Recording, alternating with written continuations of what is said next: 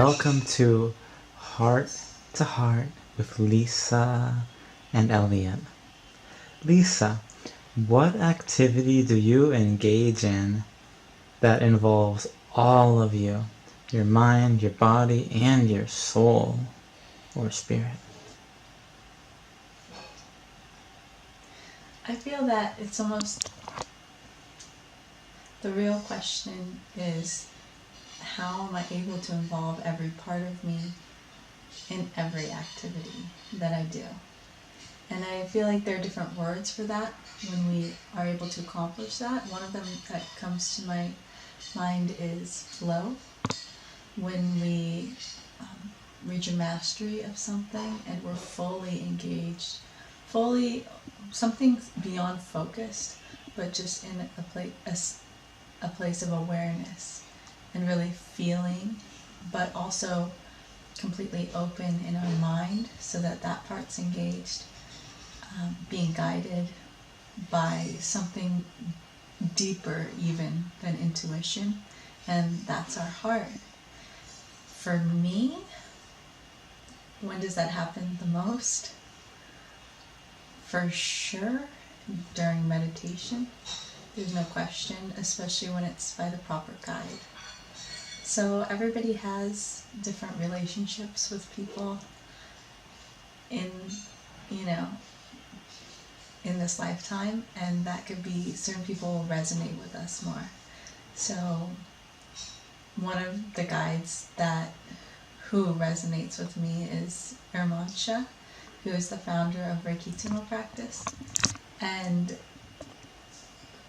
when he shares, then I really feel so many beautiful things happening, and certain wisdom that kind of, I think the seeds had been planted long before, but because I become open, they'll culminate, and I'll have a better awareness and a more clear guidance of where I'm going. Another practice would be, For example, if I may ask, what kind of seed opened? Like, what kind of real? for me, honestly, I wrote this book called Heartfelt, and the meditation that I enjoy that's most resonated really has to do with smiling and opening our heart.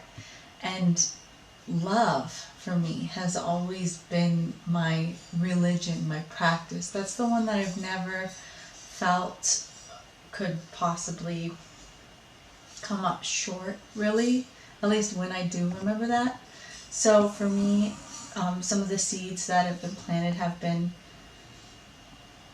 seeds of kind of forgiving people, like my parents. That's an easy one.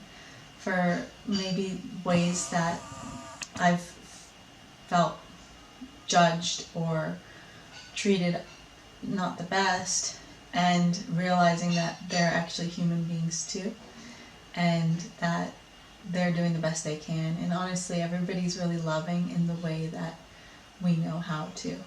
So that's one kind of seed that came to root that I'm still really becoming more aware of. But I was going to say right before you said that also running, just sometimes when you like click into going for a jog and running, and then the body is actually like moving itself really rhythmically, then something happens where the mind kind of lets go.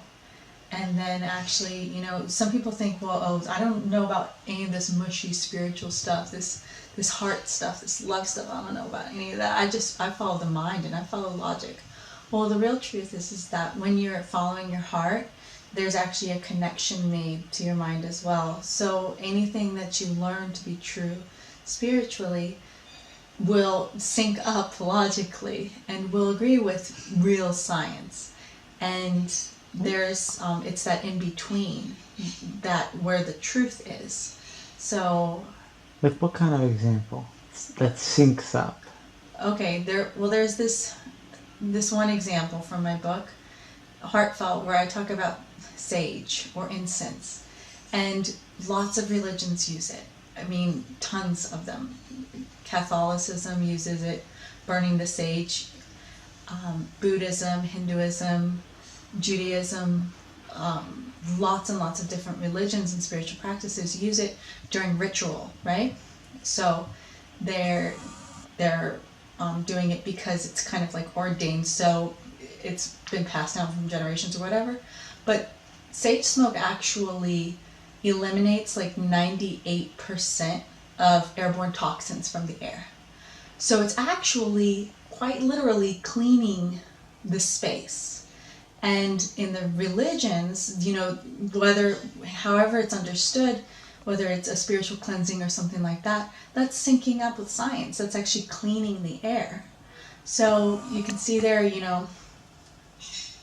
have spiritual practices, but they should be healthy and go along with what's actually helping us to thrive in every way. Thank you, Lisa. Do you have any closing feelings you'd like to share about maybe how other people could discover their activities that engage all of them, their mind, their body, and their souls? Yeah, I would say that you know them already.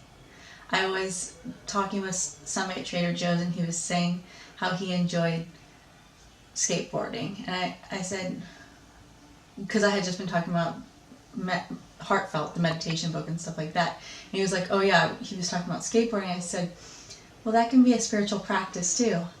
And then he said, yeah, I'm starting to realize that actually. And I realized myself, and maybe more deeply, if you go deeply enough into anything, it becomes a spiritual practice. So we have these Maybe because in a way you're trusting, because you go in so deep into it, you're trusting, you're like, you fall into a place of not like minding and looking at all the details, but you're just like, I like this, I'm enjoying it. And so then like this deep trust comes, and this kind of... You trust, and then you go more deeply into it. It's like this image of this pie, and it's like if every spiritual practice or skateboarding or running or whatever, whatever it is that you do, where you get in the zone and you flow with it, and you enhance you fall more into a mastery of it. You go more towards the center, and that center really is love, because love is trust. It's kind of like letting go of the handlebar, or just letting go. And then the thing is that when we do come into that space of commitment, and I guess it can be a discipline as well, but then we do learn more as well at the same time, and we become better at whatever that is. But the question is what's the real purpose of it? Maybe the reason why we're even becoming better at something is to trust more. There you go. And to come more deeply into that feeling. Well, thank you, Lisa. It's all thank you, Elliot. Thank you, everyone who's tuned in, and we'll look forward to trusting more with these heart-to-hearts, and just letting the truth flow out in whichever way maybe is the right way for you to hear right now.